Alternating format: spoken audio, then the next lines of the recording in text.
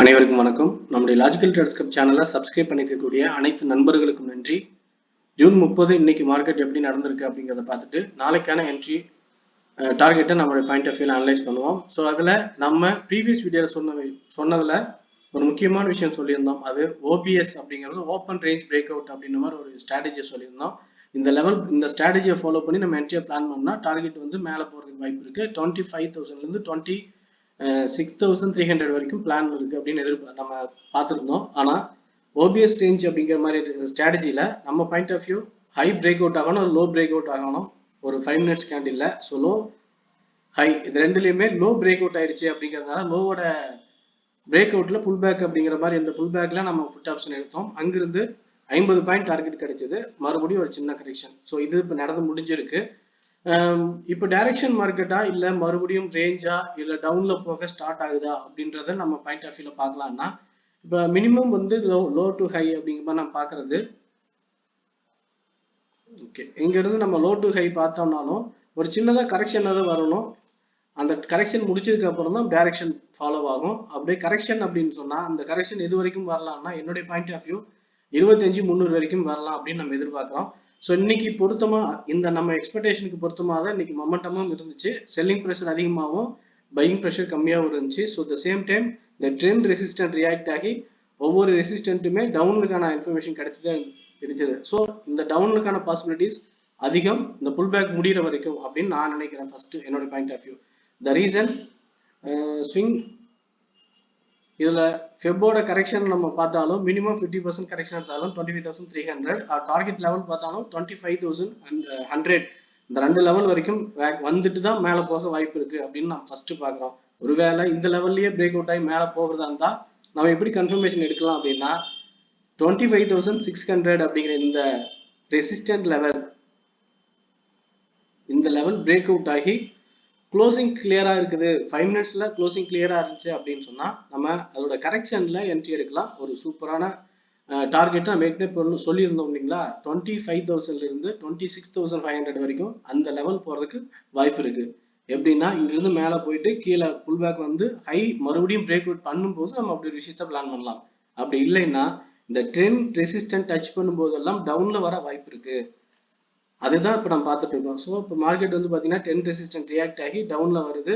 இந்த லெவல்ல இருந்து கீழே சப்போர்ட் எடுத்துட்டா அதுக்கப்புறம் சப்போர்ட்டுக்கு அப்புறம் மறுபடியும் டைரக்ஷன் ஃபார்ம் கன்ஃபர்மேஷன் நமக்கு கிடைக்கும். அந்த லெவலை பிளான் பண்ணி நம்ம என்ட்ரி எடுக்கலாம். ஓகே, இப்போ வந்து மார்க்கெட் கீழே வர்றதுக்கான வாய்ப்பு இருக்குன்னு பார்க்கலாம். அட் சேம் டைம் மேலே போனா எதுக்கப்புறம் கன்ஃபர்மேஷன்ல பையிங் எடுக்கலாம் அப்படின்னு நம்ம பார்க்குறோம். ஆனா இதுக்கு இடையில மார்க்கெட்டோட டைரக்ஷன் என்ன மாதிரி இருந்தா நம்ம என்ன பிளான் பண்ணிக்கலாம் அப்படின்னா, ஒருவேளை இந்த ஹை கேப் அப்ல ஓப்பன் ஆகி இந்த லெவலை டச் பண்ணிடுச்சு அப்படின்னு சொல்லலாம். ஒரு கேப் அப் ஓப்பன் ஆகி இந்த லெவல்ல மேல போய் ஒரு கேண்டில் கிரீன் ஆர் இப்படி ஃபார்ம் ஆயிருக்குன்னு வச்சுக்கங்களேன். நம்ம என்ன செய்யலாம் அப்படின்னா இந்த பிரேக் அவுட் ஆகி கன்ஃபர்மேஷன் கிடைக்குதா இல்லையான்னு மட்டும் பார்க்கணும். ரொம்ப முக்கியமான விஷயம். ஏன்னா இங்க இது ரெசிஸ்டன்ட் பிளேஸ். இந்த ரெசிஸ்டன்ட் பிளேஸ்ல வந்து பாத்தீங்கன்னா இங்க போயிட்டு ஒரு கிரீன் கேண்டில் மேல போற மாதிரி ஒரு ஹை ஃபார்ம் ஆகும். கிரீன் கேண்டில் ஃபார்ம் ஆகி மேல போற மாதிரி சிக்னல் கிடைக்கும். ஆனா அடுத்து அந்த டைமிங் க்ளோஸ் ஆகும் போதே பாத்தீங்கன்னா கீழே வந்து ரெட்டா மாறிடும். ஸோ இதனால இந்த மாதிரி ஃபேக் பிரேக் அவுட் அப்படின்னு சொல்லுவாங்க. இதுல அஃபெக்ட் ஆகிடக்கூடாது. அதனாலதான் கன்ஃபர்மேஷன் வெயிட் பண்ணி எடுக்கணும் அப்படின்னு சொல்றோம். ஸோ 25,600 டச் பண்ணிட்டு ஒரு ஆக்சுவலா கேப் அப்ல ஓப்பன் ஆகி இந்த லெவல டச் பண்ணா நம்ம இங்கிருந்து ரிவர்சல் புட் எடுக்கலாம். அங்கிருந்து கீழே வரைக்கும் 25,500 வரைக்குமே கீழே டார்கெட் பிளான் பண்ணிக்கலாம். இங்கிருந்து கீழே வரும்போது. ஆனால் இங்க ரெசிஸ்டன்ட் டச் பண்ணாம பிரேக் அவுட் ஆனா காலுக்கான பிளான் வச்சுக்கலாம். ஸோ அது ரெண்டுமே இல்லாம கேப் டவுன் ஓப்பன் ஆகுது லோக்கு கீழே அப்படின்னு சொன்னா நமக்கு கீழே 25,350 to 300 to 350. ஸோ இந்த ஜோன் லெவல் வரைக்குமே வர்றதுக்கு வாய்ப்பு அதிகம் அப்படின்னு நான் பாக்குறேன். ஸோ 25,480 போச்சுன்னா அங்க பிரேக் அவுட் ஆகும்போது அங்கிருந்து கீழே டார்கெட் நம்ம பிளான் பண்ணலாம். அட் த சேம் டைம் இந்த ட்ரெண்ட் லைன் பிரேக் அவுட் ஆகுனா ஃபர்ஸ்ட் கன்ஃபர்மேஷன் மேல போகும் அப்படிங்கிறதுக்கானது. செகண்ட் ரெசிஸ்டன்ட் 1 by 1 பிரேக் பண்ணி க்ளோசிங் வச்சுது அப்படின்னு சொன்னா மார்க்கெட் டைரக்ஷன் மேல போறதுக்கு வாய்ப்பு இருக்கு அப்படிங்கிறத நம்ம பிளான் பண்ணலாம். இந்த ரெண்டு விஷயம் நடக்கும்போது நம்ம காலுக்கான விஷயத்த யோசிக்கலாம். அப்படி இல்லைன்னா ரெசிஸ்டன்ட் டச் பண்ணும்போது புட் எடுக்கலாம். டவுன்ல வந்து டார்கெட் சப்போர்ட் லெவல்ல டார்கெட் வச்சுக்கோம்.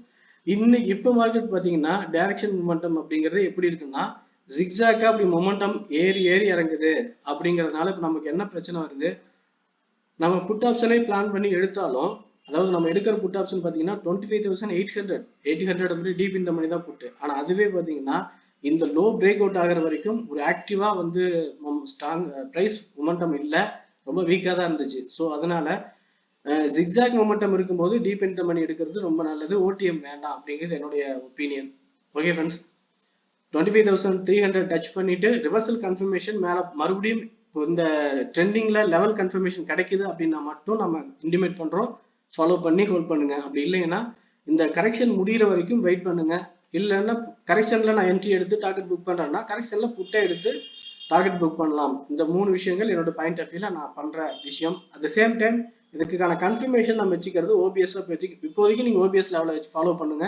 Support entry, resistant entry, open range break out, இந்த மாதிரி நிறைய கேட்டகரி ஆஃப் என்ட்ரிஸ் இருக்கு. அதுல நம்ம இப்ப சஜஸ்ட் பண்றது ட்ரெண்டிங் மொமெண்டம்ங்கிறதுனால ட்ரெண்டிங் மொமெண்டம் பேஸ்ல ஓபிஎஸ் வந்து நமக்கு ஈஸியா ஒர்க் அவுட் ஆகும் அப்படிங்கிறத நான் பாக்குறோம்.